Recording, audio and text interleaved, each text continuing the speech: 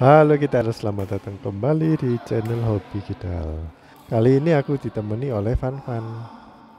Fanfan ini dulu pernah gabung di grupku waktu aku sebelum main di Bengkulu. Di waktu itu di Bendol, Gedung Bendol. Udah lama banget aku nggak ketemu, mungkin ada kalau 7 tahunan kali ya. Ya kita nggak seberapa akrab sih, soalnya dulu aku mainnya cuman datang jam 6, main 2 kali langsung terus pulang, jadi nggak sempat ngobrol sama teman-teman lainnya. Yang aku amati dari permainannya Fanfan ini, dia smashnya keras dan untuk nettingnya lumayan bagus atau bisa tipis. Tipisnya netting Fanfan itu deketnya net, jadi kayak hairpin atau jepit rambut. Dan kadang ada orang yang nettingnya tipis itu dari ketinggiannya pita net gitu ya. Yang lebih bagus sih memang ketinggian dari pita net itu tipis, juga kayak hairpin atau dekat net. Oke, aku rasa cukup ya perkenalan dengan Fanfan. Di video kali ini aku kasih topik pembahasan, mengapa kamu atau aku diincar lawan. Nah, kalau kamu diincar lawan itu pasti banyak penyebabnya atau banyak faktor. Salah satunya, atau mungkin aku kasih poin-poin aja ya. Yang pertama, ini menurutku ya. Jadi kalau kalian punya pendapat lain ya silahkan tulis di kolom komentar. Yang pertama, kamu diincar karena lawan melihat kamu cedera. Kebetulan di video ini seperti di video-video yang sebelumnya, aku masih cedera bahu. Dan ternyata Fanfan itu juga cedera bahunya. Waktu kita janjian siapa lawan siapa dan boloan sama siapa, aku nggak tahu kalau Fanfan ini juga cedera. Baru di tengah-tengah game dia kok muter-muterin tangan, dan aku juga mijet-mijet. Ternyata salah kita pilih pasangan karena dua-dua pada cedera. Nah, misalnya keduanya itu cedera tapi kok lawan masih aja ngincer salah satu dari kita, berarti kan bukan penyebabnya, ada faktor lain yang membuat kita itu diincar lawan. Mari kita bahas faktor-faktor yang lainnya. Yang kedua, mungkin karena skillmu kurang.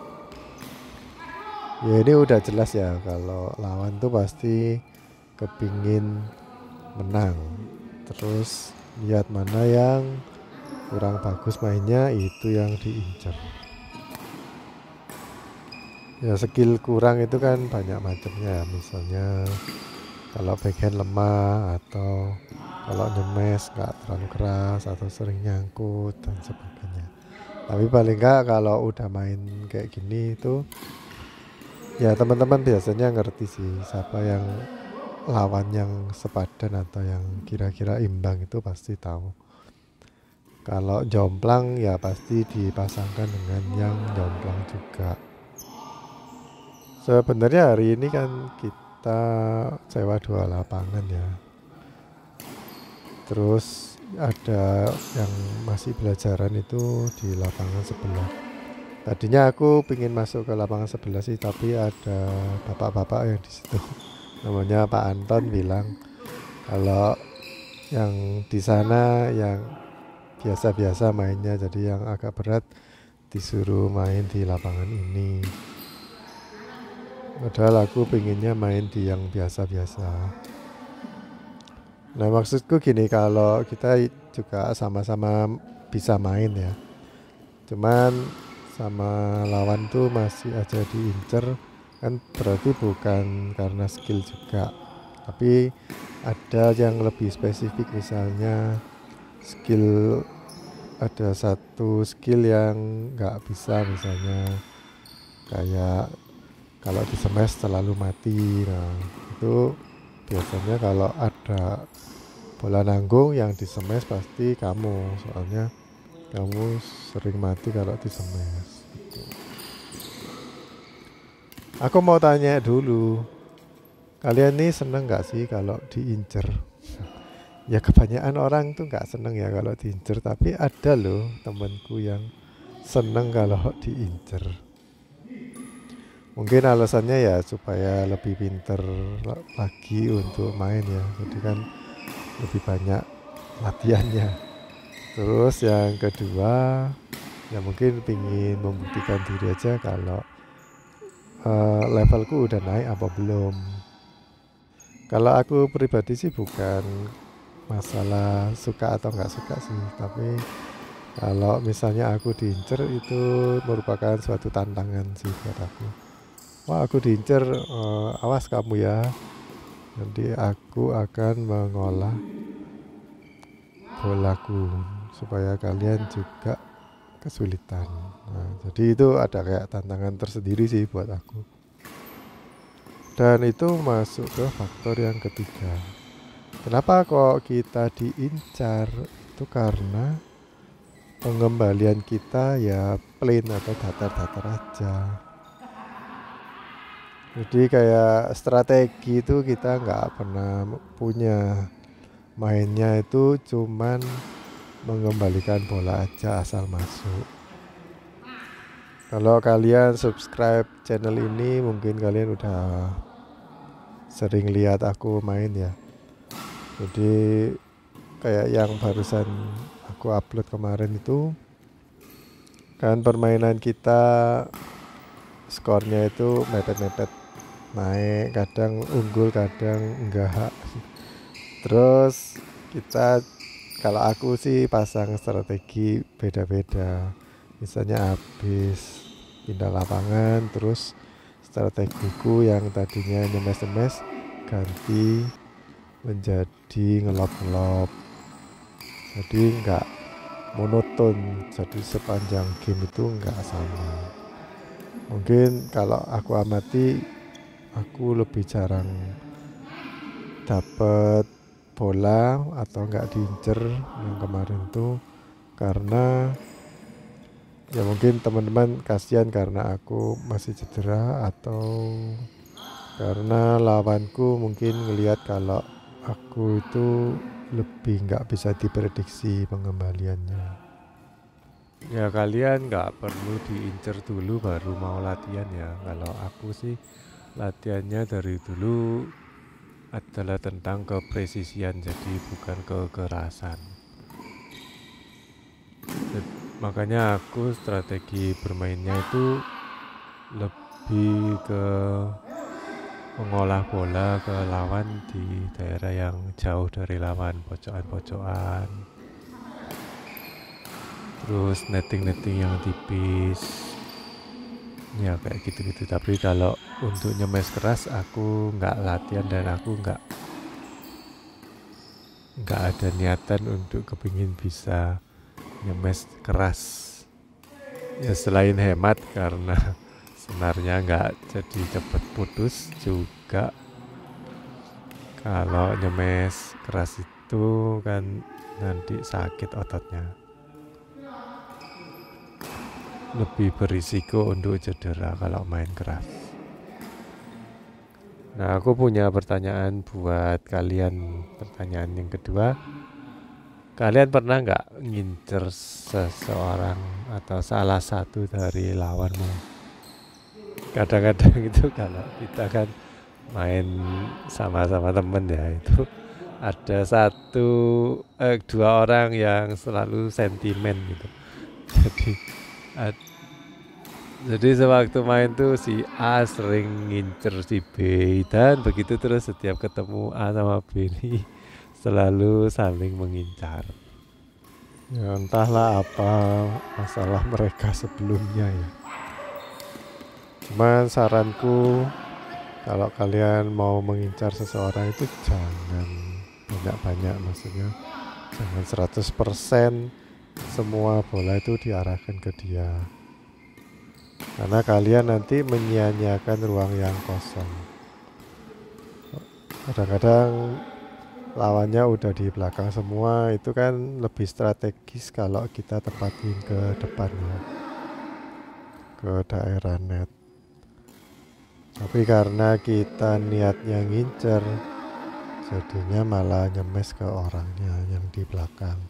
Terus misalnya orangnya bisa ngembaliin ke daerah yang jauh dari kita, malah kita mati sendiri. Jadi lebih baik ngincer ruang kosong daripada ngincer ke orang. Dan buat yang diincer, kalian juga nggak usah panik, kembalikan atau kalian juga incer ke orang yang ngincer kamu itu. Tapi biasanya partnernya pada protes, udah main sendiri aja kalian. Maksudku tuh gini, kalau kalian diincer oleh salah satu dari lawan ya, jadi ketika salah satu dari lawan itu dapat bola, kalian pasti udah bisa prediksi, wah ini pasti ke aku, kan bisa ditungguin. Oh, habis ini bakal ke aku bolanya, pasti disilang atau pasti diapain. Itu kalian kan bisa prediksi, terus bisa mengcounter atau udah siap-siap untuk menyerang atau mengembalikan. Nanti lama-lama kapok sendiri yang ngincer, soalnya kita sudah jauh lebih siap. Itu juga salah satu faktor sih. Jadi kalau diincer itu karena level konsentrasi atau level siapmu itu masih kurang. Kalau setiap kali kalian main itu kalian yang diincer, apa kalian merasa nggak ada yang salah? Kalau aku saranin sih ya belajar lebih banyak lagi. Belajar itu bukan cuma pukulan ya, tapi kadang juga belajar strategi. Bagaimana cara mengembalikan bola, ke arah mana bola itu harus ditempatkan. Maksudnya biar lawan itu sulit atau paling nggak lari ngejar lah.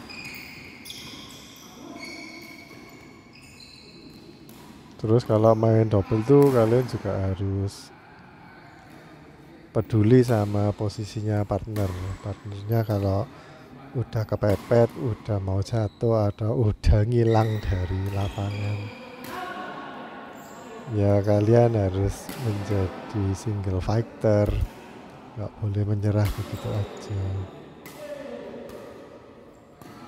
Walaupun mungkin secara aturan misalnya bola diturunin, tapi kok harusnya kan tepat belakang, tapi yang nurunin bola partnermu itu habis kasih silang net, nggak bisa balik, posisi kakinya itu salah, nggak bisa balik cepat. Jadi kalian harus siap-siap untuk cover di daerah yang nggak bisa di cover sama partnernya.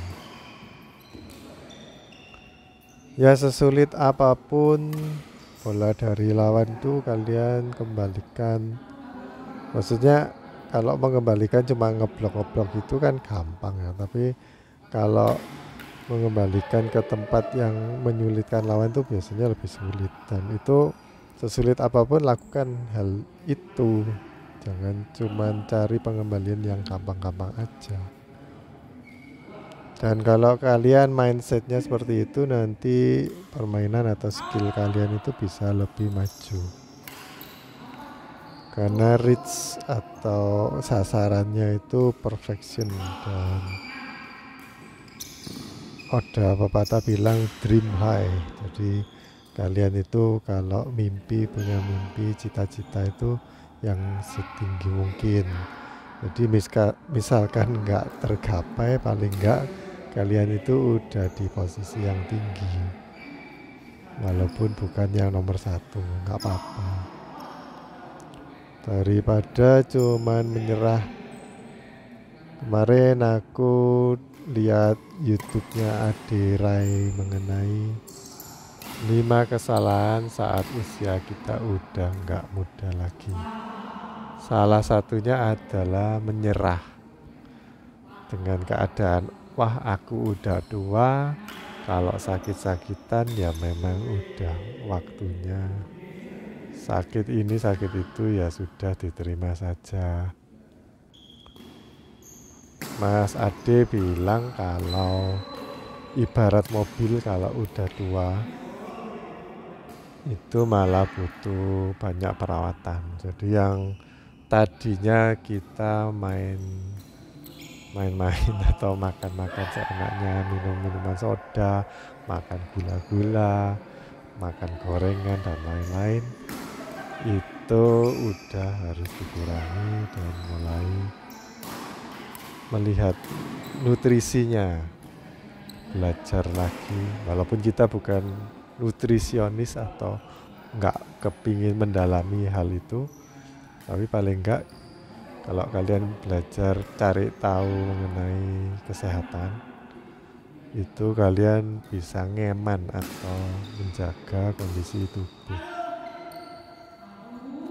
Ada salah satu temanku yang ya memang udah agak tua sih, tapi waktu main itu sering sambat atau sering mengeluh. Aduh pinggangku sakit, aduh tanganku sakit. Ya termasuk aku ya, aku setiap kali bikin video selalu bilang kalau bahuku sakit. Jangan-jangan aku yang dibicarakan. Aku ngerasani diriku sendiri. Bukan ya. Jadi memang ada temanku yang suka mengeluh gitu, tapi tetap maksa kalau bola di belakang nggak nyampe tetap mau diambil aja, padahal pinggangnya itu sakit. Jadi yang aku maksud tuh bukan seperti itu ya. Kalau memang sakit ya udah jangan diambil lagi. Tapi mulai jaga tubuh sih, kalau bisa pemanasannya yang benar. Terus kalau pinggang sering sakit tuh berarti ada kesalahan, misalnya salah tidur atau kalau duduk selalu kelesetan, nggak tegak dan sebagainya. Jadi mulai diperbaiki sih. Kalau dibandingkan sama om-om yang aku pernah jadi partnernya, mereka itu aku rasa pasti badannya sakit-sakitan ya. Maksudnya kalau ngelihat orang yang udah tua itu bangun tidur aja udah mengeluh, aduh, terus ngulet. Kan kalian nggak pernah nemui kalau anak SD bangun tidur mengeluh kayak gitu kan. Tapi kalau udah tua itu biasanya gitu. Tapi waktu main sama aku nggak pernah mengeluh sakit ini sakit itu. Aku kalah sama mereka. Mereka niat banget untuk main dan untuk menang. Sedangkan aku kalau main sama anak yang muda, aku biasanya bilang, cover ya, aku lagi sakit ini, aku lagi sakit itu. Jadi belum anak yang muda-muda ini jadi partnerku udah punya beban. Aduh, ini om satu ini kok jadi beban. Ya itu PR ku sih, buat selalu bersyukur dan stay positif. Yuk bisa yuk, sama-sama positif. Oke, balik lagi ke topik. Aku tetap kasih 3 poin itu aja ya, tapi aku akan emphasize atau lebih fokus ke yang ketiga, yaitu strategi. Nah sekarang aku dan Pan udah deket sama kamera, jadi kalian bisa lihat lebih jelas ya. Kalian coba amati pengembaliannya Pan dan aku, karena aku lihat Pan ini juga orangnya jeli ngelihat ruang yang kosong.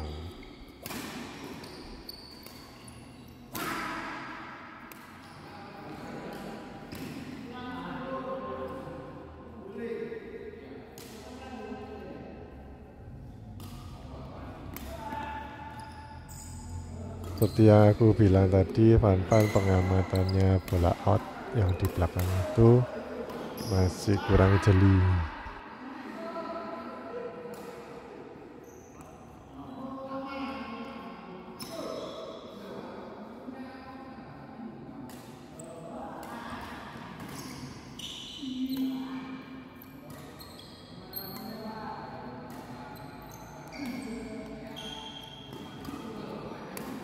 Kalau Stanley aku lihat pengembaliannya juga lumayan bagus arahnya. Penempatannya itu masih ngocak lawan itu lumayan. Jadi lawan tuh nggak nganggur, nggak banyak nganggur di satu posisi aja. Kalau Andi pengembaliannya masih pada level yang umum sih. Paling cuma smash drop kayak gini. Tapi kan mainnya itu apa ya, lurus-lurus kalau aku bilang. Ngelopnya baru silang-silang. Tapi jarang sekali mainnya kalau drop shot silang terus ditempatin ke tengah-tengah lapangan. Ya pokoknya banyak variasinya lah mestinya. Walaupun masih statusnya pelajar masih belajar badminton, tapi paling enggak kalian harus nantangin diri sendiri. Jadi usaha untuk nempatin di pojokan-pojokan lapangan. Walaupun skillnya masih belum dapat ya, sering out gak apa-apa, kan mau latihan. Kalau nggak dicoba ya nggak bisa, nggak cepat maju nanti.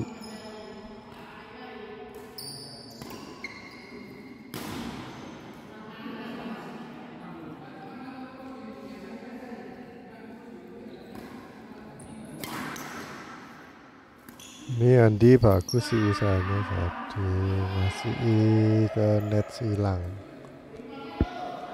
daripada di lob kan. Biasanya anak yang belajar itu kalau terima serve itu pasti di lob.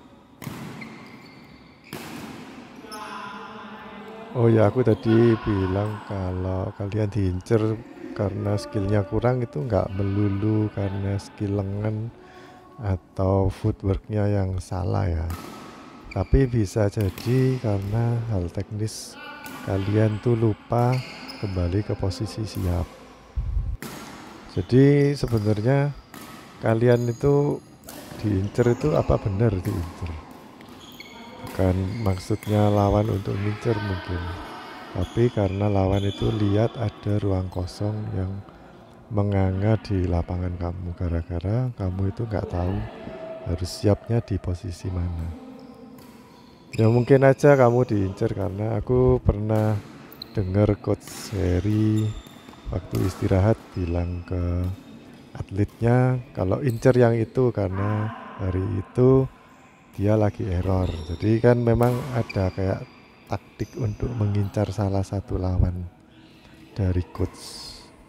Tapi kalau kalian merasa diincer, belum tentu temenmu itu atau lawanmu itu ngincer kamu kan. Bisa jadi karena kamu itu menyisakan banyak ruang kosong, jadinya kamu merasa kok diincer, padahal mungkin posisimu berdiri itu mungkin satu langkah terlalu belakang atau mungkin agak ke tengah kurang samping, makanya diincer ke kamu terus. Padahal sebenarnya ngincer ruang kosong lawannya. Itu mungkin hanya perasaanmu aja kalau kamu diincer, dan kalau kamu merasa diincer terus mentalnya jadi down, aku kok diincer terus, aku kok matian. Nah itu bisa mempengaruhi permainan kalian, nanti tambah jelek permainan kalian. Jadi itu pengaruhnya ke mental sih.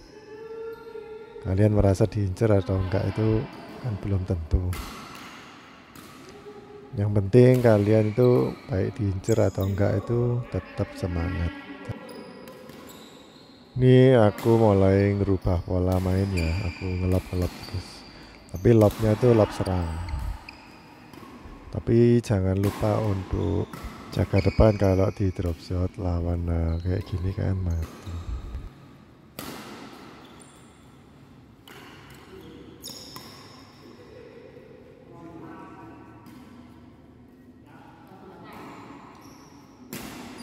Ini dikiranya Stanley netnya itu bolong atau lubang, karena memang ada yang lubang sih, tapi udah dijahit jadi nggak mungkin itu tadi masuk karena netnya lobang.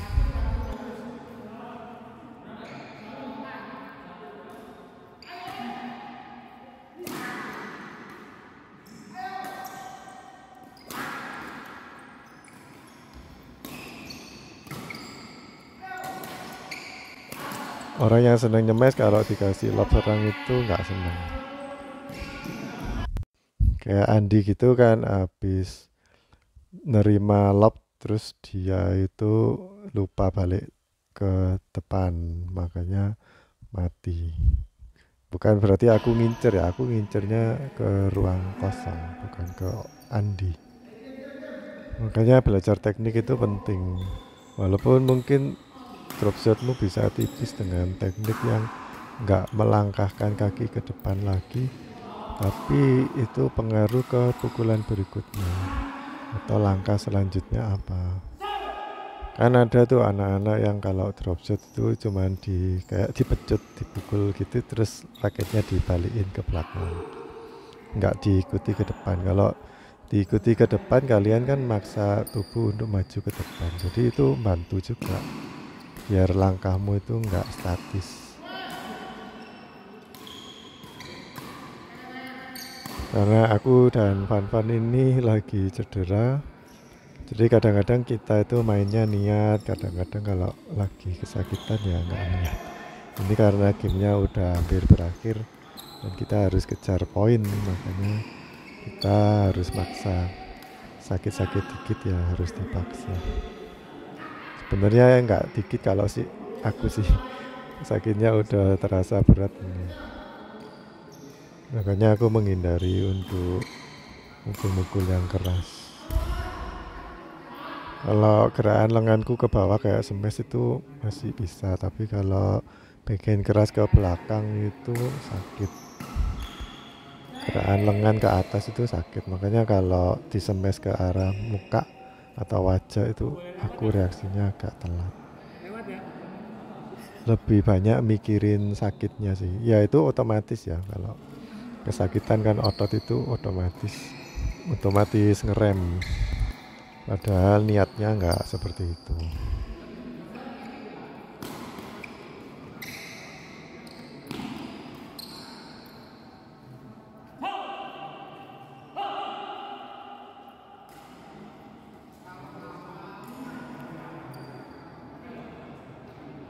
Ini aku minta ganti kok lagi, udah rusak.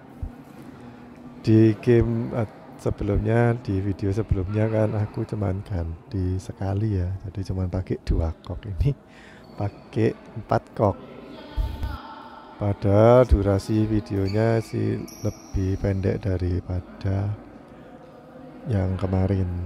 Ini cuman 30 menit, yang kemarin itu 35 menit kita main. Koknya rusak gara-gara lawannya doyan nyemes. Ya selain itu partnerku ini juga suka nyemes nih, semesannya keras tuh Van.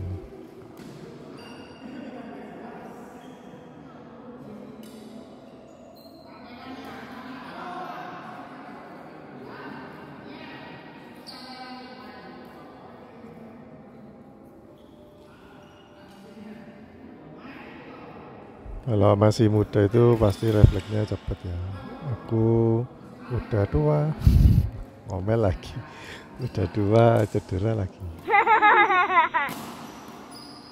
Ini aku gak ngincer Andi ya, karena kalau aku smash keras lurus itu takutnya out, makanya aku smashnya silang. Jadi koknya kan travel lebih jauh, biasanya mencegah supaya smashku nggak out.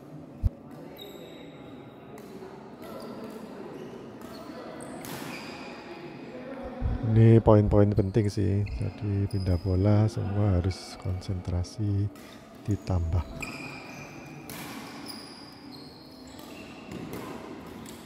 Kalau kalian tuh sering nyemes, itu kalian udah pasti ditungguin. Jadi lawan itu nggak mau siap-siap maju, pasti udah nungguin bakal nerima smash. Apalagi kalau Stanley itu smashnya kan datar ya, jadi ke daerah atas. Kalau siap-siapnya di bawah gitu nanti telat. Aku karena udah tahu smashnya Stanley itu kebanyakan datar, jadi siap-siapnya di daerah dada di atas, terus tinggal ngeblok aja, jadi jatuhnya ke net. Dan orang yang nyemesnya keras itu biasanya nggak bisa maju. Terus di sisi forehandnya Stanley itu juga banyak bolong, dia cuman jaga yang di daerah backhandnya dia. Di forehand 2 kali aku smash ke arah situ bolong.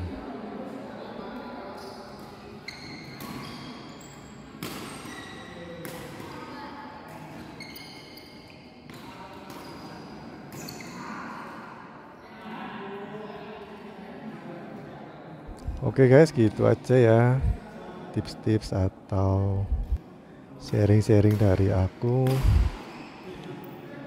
Akhirnya aku menang setelah tadi awal-awal tertinggal jauh. Stanley bilang udah capek karena dari tadi itu maraton dia main terus, sedangkan aku kan istirahatnya paling lama. Mereka main mungkin 4 kali, aku cuma 2 kali. Oke, makasih udah menonton. Jangan lupa like, subscribe, komen, dan nantikan terus video-video berikutnya. Dadah.